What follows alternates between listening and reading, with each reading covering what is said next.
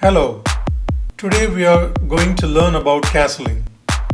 Castling is when the king and rook jump over each other in order to get the king to a safe square. There are four rules that you need to know in order to castle. First, the king should not have moved from its starting square.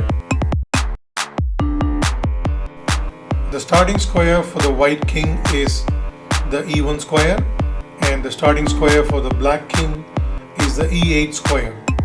Second, the rook that the king is castling to should not have moved any time before you castle. Next, there are two types of castling: the king side castling and the queen side castling. In order to king side castle, you need to move your bishop and knight out of the way. Another important rule in castling is that your king cannot be attacked at any time during castling. If you look at this example, the king is currently in check, and because of this, the king cannot castle. Another example of when you can't castle is if there is a piece attacking one of the two squares that the king goes to while castling.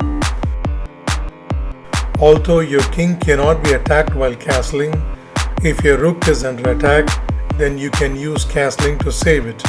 Here is an example on how you can use castling to save your rook.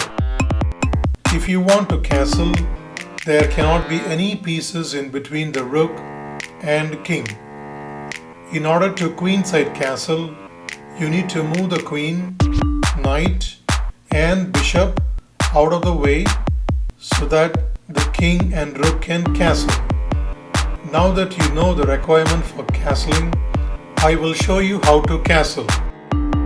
You first touch the king and move it 2 squares towards the rook you are castling with.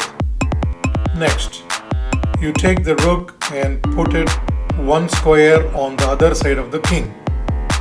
Castling is often used during the middle game when the king needs to be out of the center, so other pieces can occupy the center. Here is an example of king side castling.